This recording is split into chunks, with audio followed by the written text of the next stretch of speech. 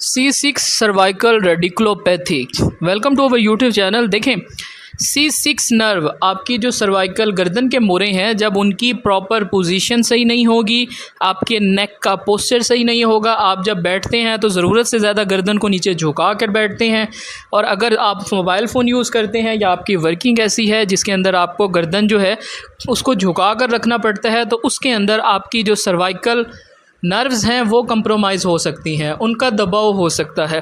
Basically ये हमारे पास जो पेशेंट आए हैं ये पेन के साथ आए थे। इनके सर्वाइकल एरिया में पेन था और शदीद इनके बाजू वाली साइड पे इनको पेन होता था, इनके थंब और फोर आर्म, मतलब कि इनके जो अंगूठे वाली और हाथों वाली साइड है वहाँ पर इनको शदीद दर्द होता था, और ऐसे होता था कि जैसे सुन्न हो गई है और कुछ देर बाद ऐसे सनसनाहट सी आती थी और ये बेहतर हो जाते थे। बेसिकली हमने सबसे पहले इनके ऊपर स्पर्लिंग टेस्ट किया।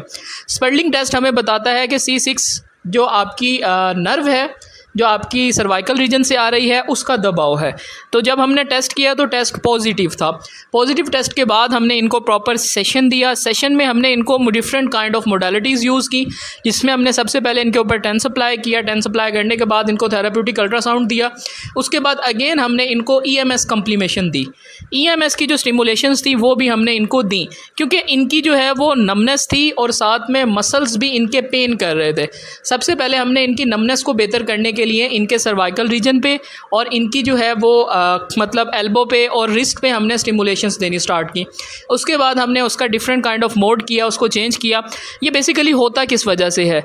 देखें, जब आपका पोस्चर ख़राब होता है तो आपकी जो छठी नर्व है जो दिमाग से आपकी रीढ़ की हड्डी में आती है, गर्दन वाले हिस्से में, वहाँ से आपके बाजू को सप्लाई करती है, उसकी प्रॉब्लम हो जाती है। बेसिकली उसके अंदर पेशेंट पेन फील करता है और सुनपन, यानी कि उसको नमनेस फील होती है अपनी गर्दन से लेकर उनकी जो मतलब बाजू है, बाजू वाली साइड पर उनका बाइसेप मसल है, उसमें भी शदीद उनको पेन होता है। साथ में उनकी एल्बो में पेन होता है, और जो आपकी वेब स्पेसिस होती हैं हैंड की, आपके अंगूठे और इंडेक्स फिंगर्स के दरमियान, वहाँ पर पेन होता है, और आपकी उंगलियों की टिप पर, वहाँ पर उन्हें पेन होता है।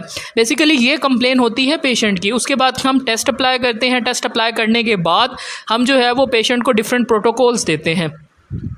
बेसिकली जो आपकी C6 नर्व है ना, उसने कंट्रोल करना होता है आपके रिस्ट के एक्सटेंसर मसल्स को, जो कि इन्वॉल्व होते हैं, मतलब कि जैसे बाइसेप मसल हो गया और आपकी जो हाथ के पिछले मसल्स हैं उनको।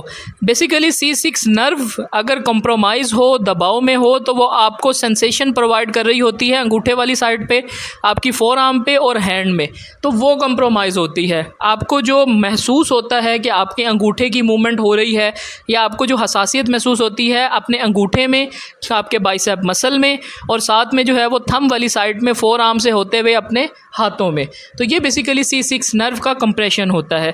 ये होता किस वजह से है? ये या तो आपका पोस्चर जब हमने इनसे पेशेंट से हिस्ट्री ली तो इसमें इन्होंने बताया कि इनका वर्क जो है वो मोबाइल फ़ोन ज़्यादा यूज़ करने का है। कुछ ऑनलाइन वर्क ये करते थे, जिसकी वजह से क्या था कि इनका जो है वो गर्दन का पोस्चर मुसलसल ख़राब रहता था। उस ख़राबी की वजह से क्या था कि इनकी नर्व इन्वॉल्व हुई, जिसके बाद इन्होंने डिफरेंट ओपिनियंस लिए न्यूरोफिजिशियन से। उन्होंने जो है वो इंटरवेंशन के तौर पे जो है वो conservative management and physiotherapy recommend की।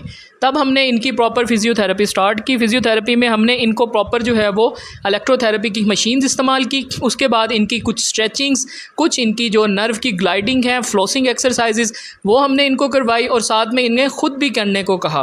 बेसिकली स्टार्ट में जब ये कर रहे थे तो इनको पेन होता था और इनकी नमनेस जो है वो कुछ टाइम के लिए बेहतर होती थी, लेकिन दोबारा से हो जाती थी।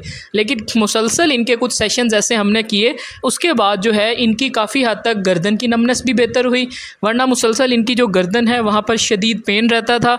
इनका सर ऐसे लगता था जैसे पकड़ा हुआ है, तो वो बेसिकली नर्व कंप्रेशन की वजह से होता है।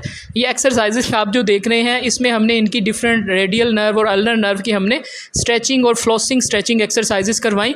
इसके अंदर आपने करना क्या होता है कि आपने पहले अपने हाथ को उल्टा रख के और आपने गर्दन को दूसरी साइड पर देखना होता है, और सेकंड में हम क्या करवाते हैं कि हाथ को सीधा दीवार के ऊपर रख के और आप ख़ुद भी मुड़ें और अपनी गर्दन को भी मोड़ें। बेसिकली ये जो नर्व आपकी टाइट हुई होती है बाजू में, कहीं भी उसके ऊपर कंप्रेशन होता है, इसको स्ट्रेच करने से वो कंप्रेशन बेहतर होता है। ये जो नंबर 2 एक्सरसाइज आप देख रहे हैं, इसमें हमने जो है वो इन्हें कहा कि अपनी गर्दन के ऊपर इस तरह से हाथ दें, क्योंकि ये फ्लेक्शन आगे की तरफ गर्दन को झुका के बैठने से वो आगे की तरफ से नर्व आपकी दब रही थी मोहरों के अंदर। अब हमने इसको अपोजिट डायरेक्शन में इनके जो नेक के मसल्स हैं उनको हमने बेहतर करना है। उसके लिए ये एक्सरसाइज नहायत मुफीद होती है। इससे आपकी सर्वाइकल पर, शोल्डर पर, आपकी जो एल्बो है उसके ऊपर, आपकी रिस्ट पर, सारों पे स्ट्रेच पड़ता है और ये स्ट्रेच बहुत अच्छा फील होता है। इससे जो है वो सिम्टम्स काफ़ी हद तक बेहतर होते हैं। बेसिकली जब आपको इस कंडीशन में आप मुब्तला हों तो फ़र्स्ट ऑफ़ ऑल आप न्यूरोसर्जन एंड न्यूरोफिजिशियन से कंसल्ट करें। वो आपकी कंडीशन को असेस करेंगे, उसके बाद आपको वो प्रॉपर रेफ़र करेंगे फ़िज़ियोथेरेपिस्ट के पास। दैन जो बॉल होती है वो फ़िज़ियोथेरेपिस्ट के गोल में होती है। उसमें जो है वो हम ये डिफरेंट काइंड ऑफ एक्सरसाइजेस करवाते हैं, इनको डिफरेंट मोडालिटीज़ इस्तेमाल करते हैं। उन सब चीज़ों को यूज़ करने के बाद जो है वो पेशेंट के सिम्टम्स काफ़ी हद तक बेहतर होते हैं। ये हमारे पास जब आए तो इनको शदीद पेन होता था, लेकिन अब इनको जब हमने 3rd सेशन दिया तो 3rd सेशन के बाद इनकी गर्दन वाले हिस्से का पेन बहुत हद तक बेहतर हुआ और इनकी जो नमनेस थी वो भी बाजू में बेहतर हुई, लेकिन थंब वाली साइड पर थी। मीन के अभी भी स्लाइट इस पर कंप्रेशन है, इनको मज़ीद कुछ सेशन रिक्वायर्ड है। बेसिकली जब हम ये वर्क कर रहे होते हैं ये प्रॉपर कॉज पे वर्क हो रहा होता है, ना कि सिम्टम पर। सिम्टम में ये होता है कि आपको दर्द हो रहा है, आपने दर्द की गोली खाई, वो दर्द आपका ख़त्म हो जाएगा, लेकिन आपकी जो वजह है वो खड़ी रहेगी। फिज़ियोथेरेपी में हम जो है वो मरीज़ को प्रॉपर असेसमेंट के बाद डायग्नोसिस के बाद इनको प्रॉपर ट्रीटमेंट देते हैं। ट्रीटमेंट में जो इनकी वजह होती है, जो इनको डिस्टर्ब कर रही होती है, वो बेहतर होती है। अब हम इनको different kind of exercises, fun activities start करवाएं, क्योंकि अब इनका पेन कम था। स्टार्ट में आए तो ये जैसे ही मोड़ते थे तो कहते थे मेरा अंगूठा सुन्न हो गया है, लेकिन अब जो है वो ऐसे जहाँ तक लेकर जा रहे हैं, इनकी नर्व के ऊपर कोई कंप्रेशन नहीं है, नर्व काफ़ी हद तक बेहतर हुई है। स्लाइट इनको अभी नमनेस फील हो रही है। वो नमनेस किस वजह से है कि वो नर्व के ऊपर दबाव था, दबाव को जब आ जाता है उसके बाद वो कुछ टाइम लेता है अपनी नॉर्मल पोजीशन में आने के लिए। अब इनको हमने different kind of fun activities भी करवाई और डिफरेंट कुछ नर्व के स्ट्रेचेस भी करवाया, लेकिन वो सब इनके ठीक थे, क्योंकि जब पेशेंट का फेशियल एक्सप्रेशन होता है वो बता रहा होता है कि पेशेंट किस कंडीशन में है। तो हम इनको डिफरेंट काइंड ऑफ एक्टिविटीज़ के साथ, मतलब कि लास्ट में जो है हमने चेक किया कि इनको डिफरेंट जो है वो एंगल्स में मूवमेंट करवा के देखें, लेकिन उसमें भी इनको पेन नहीं था। अगर आप प्रॉपर फिज़ियोथेरेपी अपनी करवानी शुरू कर दें तो आपकी मैक्सिमम कंडीशन जो क्रॉनिक भी होती है वो भी बेहतरी की तरफ आ जाती है, लेकिन इसके लिए प्रॉपर आपको फिज़ियोथेरेपी रिहेबिलिटेशन करवानी चाहिए। सर्वाइकल का इशू बहुत ज़्यादा शदीद होता है, क्योंकि कुछ टाइम बाद ये आपके बैलेंस को भी डिस्टर्ब करता है और आपके सर का दर्द भी बनता है। या पेशेंट का रिव्यू आपसे शेयर करते हैं। मेरे अपने गर्दन से लेके बाजू में दर्द था मुकम्मल, अंगूठा भी सुन्न हो रहा था और मैं डॉक्टर हमाद साहब के पास आया हूँ।